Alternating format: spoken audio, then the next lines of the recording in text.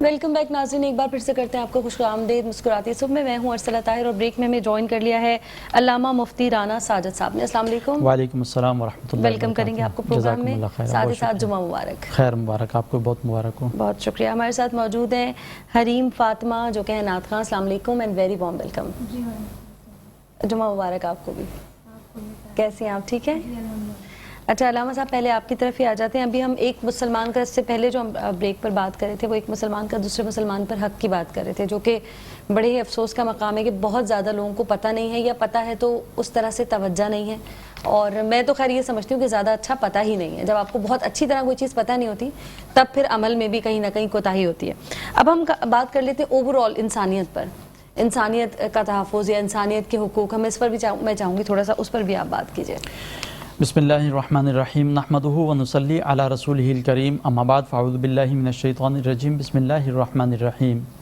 قال اللہ تبارک و تعالی فی الکلام المجید والفرقان الحمید، وَلَقَدْ كَرَّمْنَا بَنِي آدم۔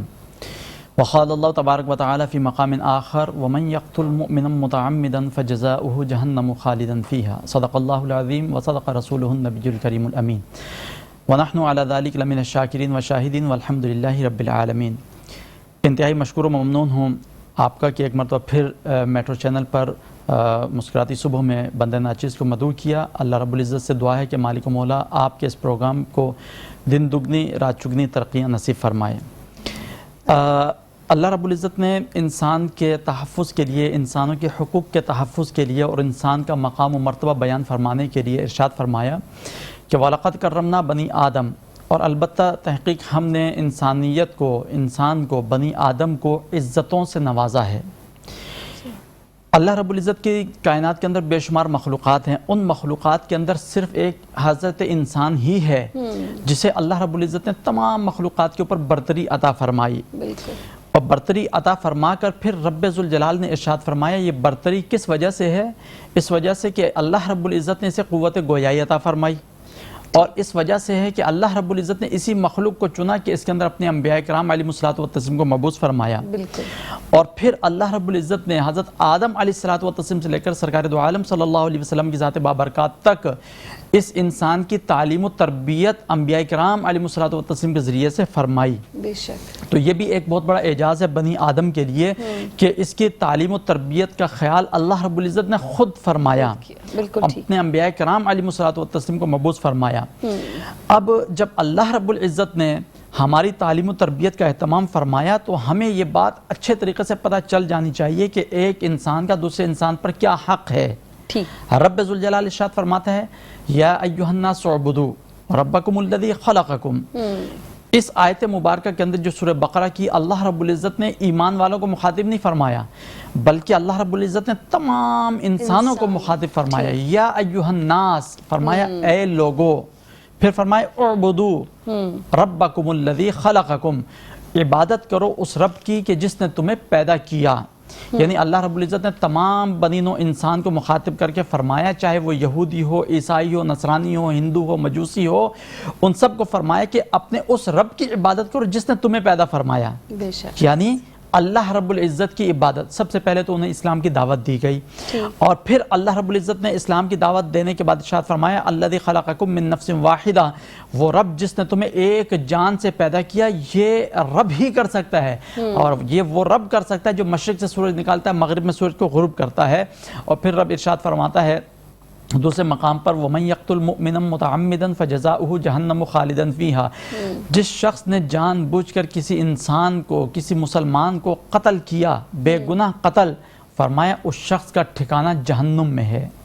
یعنی آپ حالات حاضرہ کا موازنہ کر لیں، معاشرے کو دیکھ لیں، ہر معاشرے کے اندر ایک انسان دوسرے انسان کے حق تلف کرنے پر لگا ہوا ہے، کوئی کسی کا مال ہتھیانے پر لگا ہوا ہے، کوئی کسی کی عزت کے پیچھے پڑا ہوا ہے، کوئی کسی کی جان کے پیچھے پڑا ہوا ہے۔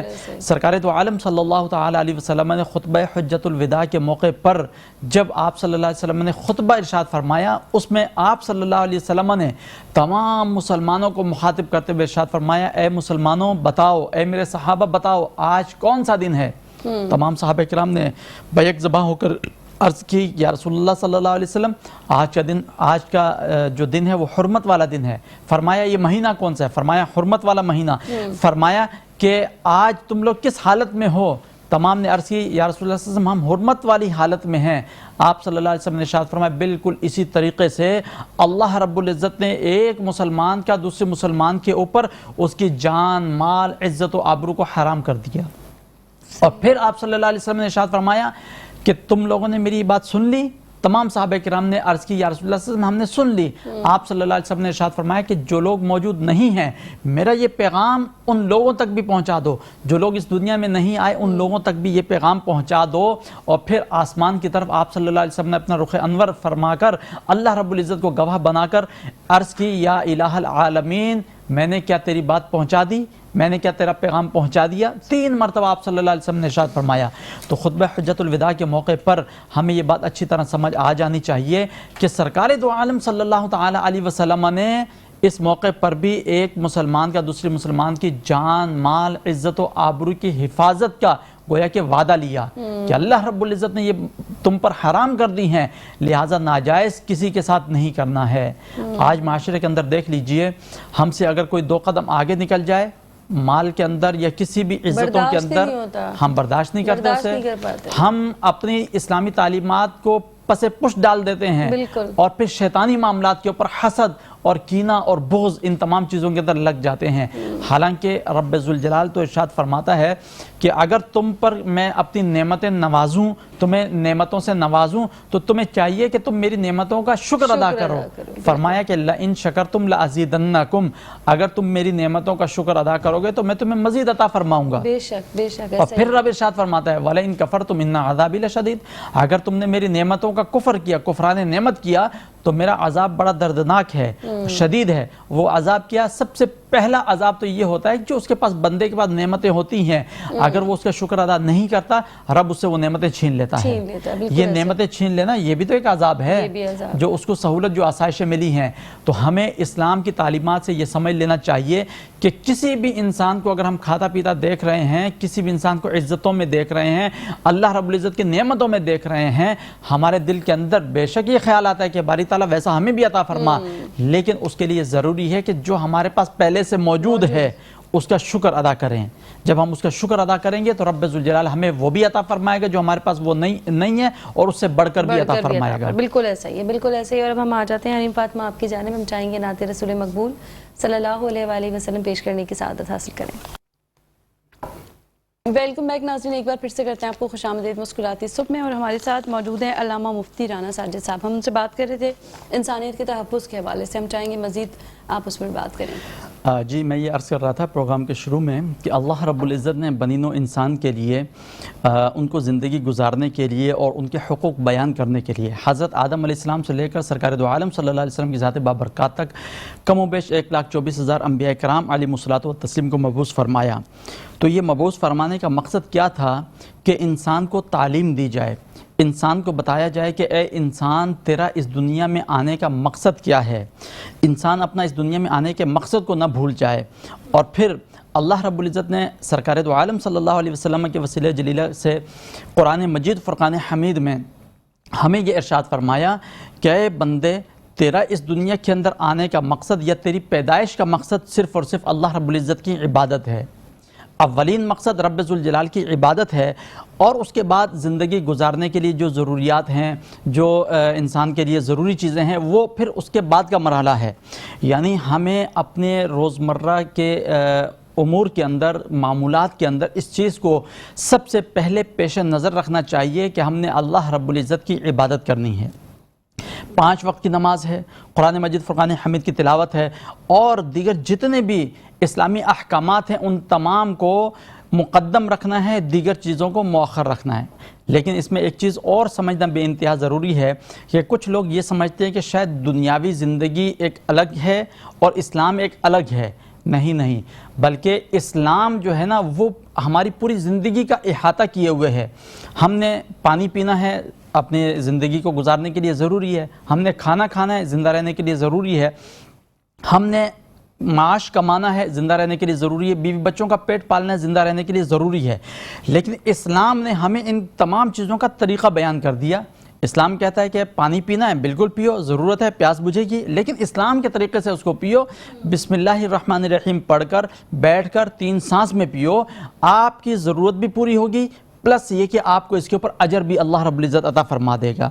اسی طریقے سے اسلام یہ کہتا ہے کہ معاش کماؤ، اپنے بیوی بچوں کے لیے جو ہے رزق حلال جو ہے وہ کماؤ، لیکن اس کو حلال طریقے سے۔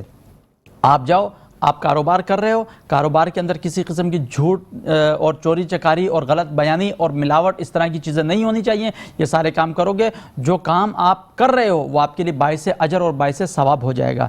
اسی طریقے سے کھانے کے متعلق فرمایا، یعنی اللہ رب العزت نے انسان کی زندگی گزارنے کے لیے ایک تو تعلیمات ارشاد فرمائی، اور پھر سب سے بڑھ کر ایک عملی نمونے کے طور پہ سرکار دو عالم صلی اللہ علیہ وسلم کو ہمارے درمیان مبعوث فرما دیا۔ اور پھر رب نے ارشاد فرمایا کہ میرے اس محبوب کے زندگی کے شب و روز دیکھ لو، ان کا اوڑھنا بچھونا، ان کا چلنا پھرنا، ان کا سونا جاگنا، جس طریقے سے میرے محبوب نے زندگی گزاری تم اپنی زندگی اسی طریقے سے گزارنے کی کوشش کر لو۔ رب ارشاد فرماتا ہے لقد کان لکم فی رسول اللہ اسوۃ حسنہ، میرے محبوب صلی اللہ علیہ وسلم کی حیات طیبہ کے اندر تمہاری زندگی گزارنے کا نمونہ حیات ہے، ایک ماڈل ہے، ان کے مطابق زندگی گزار لو، دنیا کے اندر بھی کامیابی ہو جائے گی تمہاری، اور آخرت کے اندر بھی کامیابی و کامرانی سے ہمکنار ہو جاؤ گے۔ کیسے؟ اچھا، ابھی آپ نے بات کی تھی نا پانی پینے کے حوالے سے کہ پانی تو پینا ہے، ظاہر انسان کی ضرورت ہے، لیکن اس کو پینے کے طریقہ بھی ہمیں بتا دیا گیا۔ ویسے تو لوگوں کو سمجھ میں نہیں، آپ کو ظاہر ہے جتنی بھی ایسی چیزیں جب ریسرچ ہوتی ہے نا سائنٹیفکلی پروون ہو جاتی ہیں کہ پانی آپ کو بیٹھ کر ہی پینا ہے، 3 سانسوں میں ہی پینا ہے، تب سمجھ میں آتی ہے یہ کیا ہے مزاج ہمارا۔ جب ہمیں دین بتا رہا ہوتا ہے اس وقت تو ہم ہر چیز پر اعتراض کرتے ہیں، کیوں؟ جب سائنس اس کو پروف کر دیتی ہے اس کے بعد اچھا یہ وجہ ہے، یا تو ہمیں ہر چیز کا جواز چاہیے ہوتا ہے۔ جی بالکل، اصل میں یہ ہمارا جو ہے نا ایک تو اسلام سے دوری والا معاملہ ہے، اسلامی تعلیمات سے نمبر 1، نمبر 2 ہم نے سائنس کو اپنے اوپر حاوی کر لیا بہت زیادہ، فوراً بلیو نہیں کرتے، اچھا یہاں سے پروو ہو گیا اب ٹھیک ہوگا۔ جی بالکل، لیکن اگر سائنس کے بنیادی خد و خال اگر دیکھے جائیں نا، سارے کے سارے اسلامی سائنٹسٹ جو ہیں انہوں نے ان کو جو ہے ترویج و اشاعت کی ہے، اس کے بعد ہم نے ان تعلیمات کو چھوڑ دیا، یہودیوں نے عیسائیوں نے ان تعلیمات کو اپنا لیا اور وہ ترقی کرتے چلے گئے۔ میں عرض کروں، آپ نے بہت اچھی بات کی کہ جب کھڑے ہو کر پانی پیتے ہیں، اسلام کہتا ہے بیٹھ کر پانی پیو، بالکل ایسے 3 سانس میں پیو۔ سائنس یہ کہتی ہے کہ بالکل بیٹھ کے پانی پینے سے فائدہ ہے، کھڑے ہو کر پانی پیو گے تو آپ کا پانی براہ راست آپ کی ہڈیوں کے اندر جائے گا، وہ آپ کی ہڈیوں کے جوڑوں کے درمیان درد کا باعث بنے گا۔ اسی طریقے سے آپ ایک اور چیز نوٹ کریں کہ اگر کوئی شخص بیمار ہو جاتا ہے، ڈاکٹر کے پاس جاتا ہے، ڈاکٹر اس کو ورزش کرنے کا کہتا ہے، ڈاکٹر کہتا ہے کہ آپ ایکسرسائز کریں، آپ ایکسرسائز کریں فٹ ہو جائیں گے، موومنٹ ہو آپ کے ہاتھوں پیروں کی۔ اچھا، اب وہ جو ڈاکٹر حضرات اس کو ایکسرسائز بتاتے ہیں اس کا طریقہ کار وہی ہوتا ہے جو نماز کے ارکان کی ادائیگی سے ملتی جلتی ہوتی ہیں، تو وہ ڈاکٹر یہ کہتا ہے کہ ایکسرسائز کرو آپ فٹ رہو گے۔ اللہ رب العزت ارشاد فرماتے ہیں دن میں 5 وقت نماز ادا کرو فٹ رہو گے۔ تو ہمیں کس کی ماننی چاہیے؟ اگر اللہ کی مانی ہوتی تو ہمیں ڈاکٹر کے پاس جانے کی ضرورت ہی نہیں ہوتی، اور ثواب بھی زیادہ، ثواب بھی سب سے بڑھ کر، اور ایک اور کر تو رہے ہیں آپ کام، لیکن اگر وہ سوچ آپ کی وہ نیت وہ والی ہو تو پھر کیا؟ جی بالکل، ایک اور سب سے بڑھ کے اہم ترین چیز، ریسنٹلی ڈاکٹر حضرات نے یہ ریسرچ کی ہے کہ صبح کے وقت ایک ایسی ہوا زمین کی بالکل تہہ کے اوپر چلتی ہے کہ اگر اس ہوا کو آپ اپنے ناک کے ذریعے سے پھیپھڑوں میں زور زور سے سانس لے کر 4-5 دفعہ یا 6 دفعہ اس کو آپ کریں تو آپ کا جسم پورا دن حشاش بشاش رہے گا، آپ بیمار نہیں ہوں گے۔ جب یہ ریسرچ ہوئی تو مسلمانوں نے اس کو دیکھا، علماء کرام نے بیان فرمایا ہمیں تو اللہ کے محبوب صلی اللہ علیہ وسلم نے آج سے 1400 سال قبل یہ ارشاد فرما دیا تھا کہ نماز فجر ادا کرو، سجدے میں جب ہوگے تو زمین کے اوپر سجدہ کرتے ہوئے وہ ہوا آپ کے سانس کے ذریعے سے آپ کے پھیپھڑوں میں جائے گی، آپ ویسے ہی حشاش بشاش رہو گے۔ تو بے شمار ایسی چیزیں ہیں۔ ایک اور سب سے اہم ترین چیز کہ ڈاکٹر حضرات یہ کہتے ہیں کہ اگر آپ کام کرتے ہوئے تھک گئے ہیں اور آپ ذہنی طور پہ تھکاوٹ کا شکار ہو گئے، اب وہ کہتے ہیں کہ اگر آپ اپنا ہاتھ گیلا کر کے اپنی کن پٹی کی بیک سائڈ پہ ہلکا ہلکا لگاتے رہیں دن میں تو آپ ذہنی طور پہ ریفریش ہوتے چلے جائیں گے، آپ کے اندر فریشنس آتی چلی جائے گی، آپ کو تھکاوٹ کا احساس نہیں ہوگا۔ تو اس چیز کو دیکھ لیجئے، ہمیں 5 وقت نماز ادا کرنے کا جو حکم ہے اس سے پہلے وضو کرنے کا بھی حکم ہے۔ ظاہر سی بات ہے پاکی حاصل کرنے کے لیے جب ہم وضو کرتے ہیں تو وضو میں ہم مسح کرتے ہیں، مسح کے اندر ہاتھ گیلے کر کے ہم اپنی گردن کے پیچھے اور کان کے پیچھے مسح کرتے ہیں، اور یہ فریشنس تو ہمیں 1400 سال قبل سرکار دو عالم صلی اللہ علیہ وسلم نے عطا فرما دی۔ اور یہی وجہ ہے کہ بڑے بڑے سائنٹسٹ حضرات جو اسلام کے علاوہ دیگر مذاہب اختیار کیے ہوئے ہوتے ہیں، جب اسلامی تعلیمات کو دیکھتے ہیں، پڑھتے ہیں، تو وہ پھر اسلام کو قبول کرنے پر مجبور ہو جاتے ہیں۔ وہ کہتے ہیں کہ یہ جو ہماری تحقیق ہے یہ ہم نے پوری زندگی کا نچوڑ نکالا، لیکن اسلام نے تو 1400 سال پہلے ان لوگوں کو بتا دیا۔ تو وہ بڑے حیران ہوتے ہیں ان باتوں سے، وہ پھر کہتے ہیں کہ واقعی یہ اسلام ایسا اسلام ہے جو سچا مذہب ہے۔ اور اسی وجہ سے ابھی پچھلے دنوں آپ نے دیکھا ایک چرچ کا بہت بڑا پادری وہ دائرہ اسلام کے اندر داخل ہو گیا، پادریوں کا جو پیشوا تھا ان کے اندر صف ماتم بچھ گئی کہ یہ کیا ہو گیا، یہ ہمارا پادری مسلمان کیوں ہو گیا۔ دیکھیں مسلمان اس لیے نہیں ہوتے کہ ان کو کسی نے دعوت پیش کی، مسلمان انہوں نے اپنی تحقیق اور ریسرچ کی ہوتی ہے کہ کون سا دین حق پر ہے اور کون سا دین حق پر نہیں ہے۔ تو اللہ رب العزت ارشاد فرماتا ہے کہ بے شک میرے نزدیک جو قابل قبول دین ہے، وہ فرماتا ہے ان الدین عند اللہ الاسلام، بے شک اللہ کے نزدیک دین اسلام۔ یہ تو ہمیں دین اسلام تھالی کے اندر رکھا ہوا پیش ہوا ہے، بالکل ہمیں پکی پکائی کھچڑی ملی ہے، اس کے اوپر بھی ہم عمل نہیں کر رہے۔ ورنہ تو صحابہ کرام رضوان اللہ تعالی علیہم اجمعین کی زندگیوں کو دیکھ لیجئے، چلیں صحابہ کرام کی زندگیاں تو بہت 1400 سال قبل کی ہیں، جن مسلمانوں کے اوپر اذیت اور ظلم کے پہاڑ ڈھائے جا رہے ہیں مسلمان ہونے کی وجہ سے، ان سے پوچھے کہ اسلام کے اوپر قائم رہنا کتنا مشکل ہے۔ ہمارے فلسطین مسلمان بھائی جن کے اوپر صبح و شام بربریت ظلم و ستم کے پہاڑ ڈھائے جا رہے ہیں، انسانیت کے علم کا پرچار کرنے والی تنظیمیں بھی اس موقع پر خاموش ہیں۔ جانوروں کے حقوق کے لیے تو میدان میں آ جاتی ہیں، وہ کتے کے حقوق، جانوروں کے حقوق، اور جانوروں کے حقوق سے متعلق کوئی شخص اگر کوئی کام کرے تو اس کی واہ واہ ہو جاتی ہے سوشل میڈیا کے اوپر۔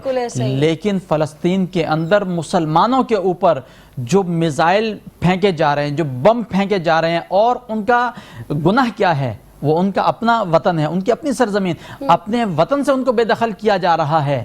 کیوں؟ صرف اور صرف کلمہ طیبہ پڑھنے کی وجہ سے کہ وہ مسلمان ہیں اور ان پر ظلم و بربریت کے پہاڑ ڈھائے جا رہے ہیں۔ تو یہ سرکار دو عالم صلی اللہ تعالی علیہ وسلم کی وہ تعلیمات کے جس میں آپ صلی اللہ علیہ وسلم نے ارشاد فرمایا کہ تمام مسلمان ایک جسم کی مانند ہیں، جسم کے کسی ایک حصے کے اندر اگر تکلیف ہو تو پورا جسم جو ہے مچل جاتا ہے۔ اسی طریقے سے ہمیں چاہیے کہ ہم اپنے ان مسلمان بھائیوں کے لیے مچل جائیں، جو ہم سے ہو سکتا ہے وہ ہم کریں، اور جو ان کی مدد ہم کر سکتے ہیں وہ ہمیں ضرور بھی ضرور کرنی چاہیے۔ اور یہودیت جو ہے یہ تو پوری دنیا کو پتہ ہے، ان کی شرارتیں، ان کے معاملات سرکار دو عالم صلی اللہ علیہ وسلم کی ظاہری حیات مبارکہ میں بھی آپ صلی اللہ تعالی علیہ وسلم کے سامنے شب و روز یہ شرارتیں کیا کرتے تھے۔ یہی نہیں، ایک یہودی عورت نے آپ صلی اللہ تعالی علیہ وسلم کو زہر آلود گوشت پیش کیا کھانے کے لیے۔ آپ صلی اللہ تعالی وسلم کے سامنے جب وہ رکھا گیا، آپ صلی اللہ علیہ وسلم دعوت پر جو وہ تناول فرمانے لگے تو اس گوشت کے اندر سے آواز آئی کہ یا رسول اللہ صلی اللہ علیہ وسلم مجھے نہ کھائیے، میرے اندر زہر ہے۔ ایک صحابی رسول جو آپ صلی اللہ علیہ وسلم کے ساتھ تھے انہوں نے فوراً تناول فرمایا، اسی وقت وہ شہید ہو گئے۔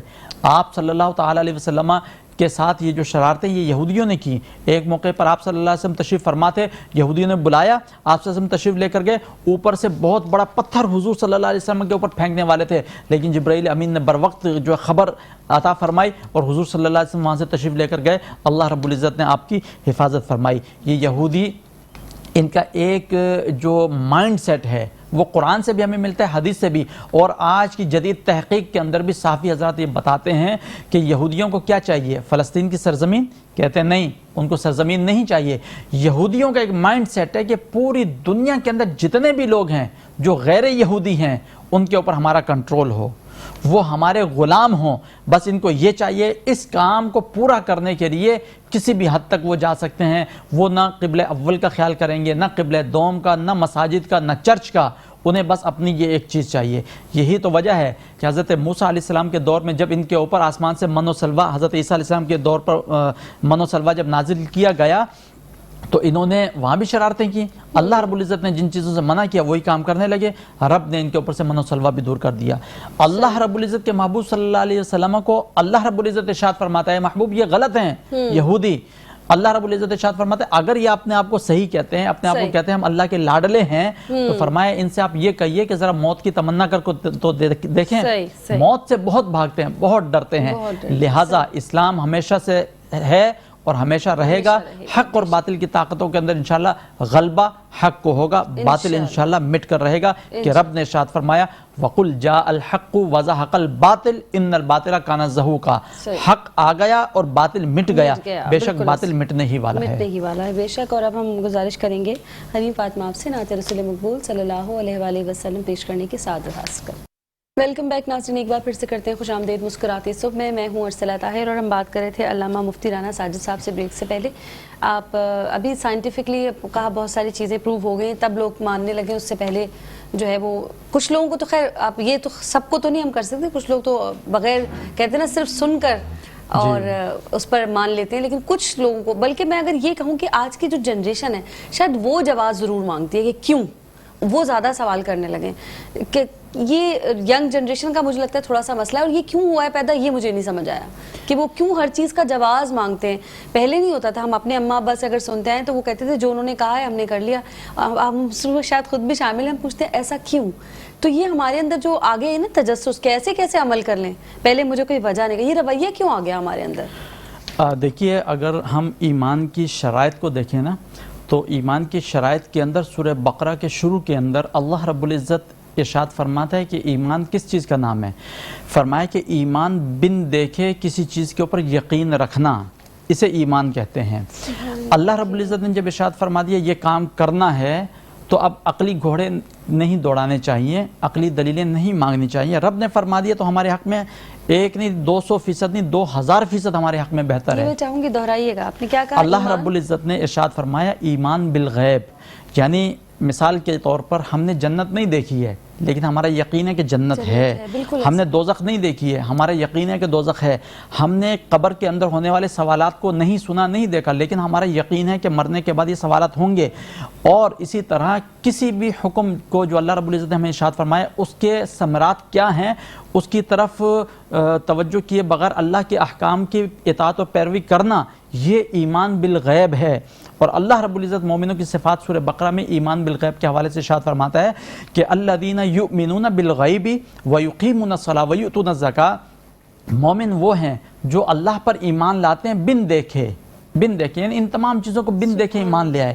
جب دیکھ کے ایمان لے کر آتا ہے نا بندہ تو اس کا پھر اجر و ثواب ویسا نہیں رہتا ہے۔ اس کی ایک مثال میں یوں دوں گا، خلیفہ ہارون رشید، ان کی جو زوجہ تھی زبیدہ خاتون، تو انہوں نے خواب میں دیکھا، وہ جا رہی تھی، انہوں نے دیکھا کہ اللہ کے ولی مجذوب ہیں، وہ مٹی کے گھروندے بنا رہے ہیں، تو انہوں نے اس سے پوچھا یہ کیا بنا رہے ہو؟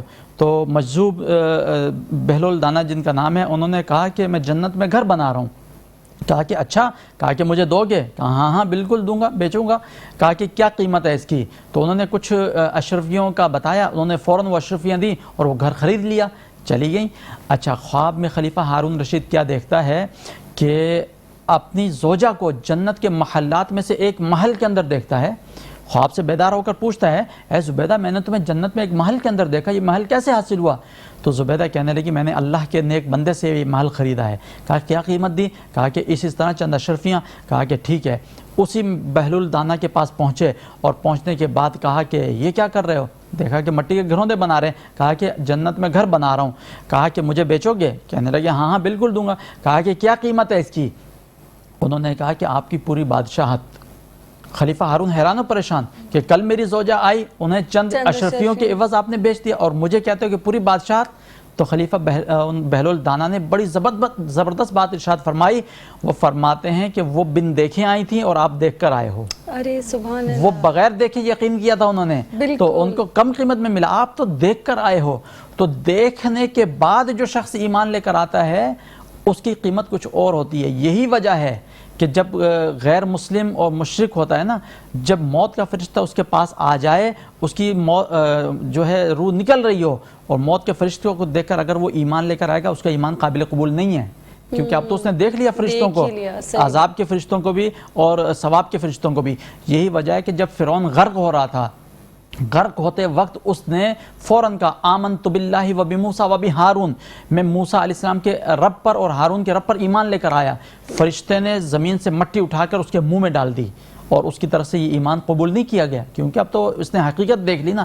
حقیقت دیکھ کر جو ایمان لے کر آتا ہے اس کی قیمت کچھ اور ہوتی ہے، اور جو بن دیکھے ایمان لے کر آئے یہ مومنوں کی صفات میں سے ہیں۔ سبحان اللہ، بہت بہترین بات۔ اچھا ابھی ہم بات کر رہے ہیں مسلمانوں کی، تو خیر ہم نے بات کر لی کہ مسلمان پر مسلمان کا کتنا حق ہے، مسلمان کی کتنی ذمہ داری ہے۔ اگر میں اوور آل انسانیت کی بات کروں، انسانیت کے تحفظ کے لیے ایک مسلمان کی کیا ذمہ داری ہے؟ مسلمان پر کے لیے نہیں، میں انسانیت کی بات، وہ کسی بھی دین سے ہو، کسی بھی مذہب سے ہو۔ میں یہ عرض کروں، دیکھیں عالمی طور پر جو انسانی حقوق کے تحفظ کی علمبردار تنظیمیں ہیں، انہوں نے جو حقوق بنائے ہیں انسان کے، کہ انسان کے یہ حقوق ہونے چاہیے، ان سے کئی گنا زیادہ حقوق تو ہمیں ہمارے رب نے 1400 سال پہلے بتا دیے ہیں۔ یہ عالمی تنظیمیں انہوں نے جو انسانی حقوق لیے ہیں، ان کا جو آپ ان کی اگر تحقیق کریں، یہ سارے کے سارے قرآن و حدیث سے لیے گئے ہیں۔ انسان کے حقوق تو انسان کے حقوق، جانوروں کے حقوق بھی اسلام کے اندر بیان کردہ ہیں، یہ تو ہمیں پہلے ہی پتہ ہے۔ یہ تو سرکار دو عالم صلی اللہ علیہ وسلم نے، جیسے میں نے آپ کو بتایا کہ آپ صلی اللہ علیہ وسلم نے ارشاد فرما دیا کہ ایک دوسرے کی عزت، ایک دوسرے کی جان مال، عزت آبرو، ان تمام کی حفاظت کی ذمہ داری یہ مسلمانوں کے اوپر ہے۔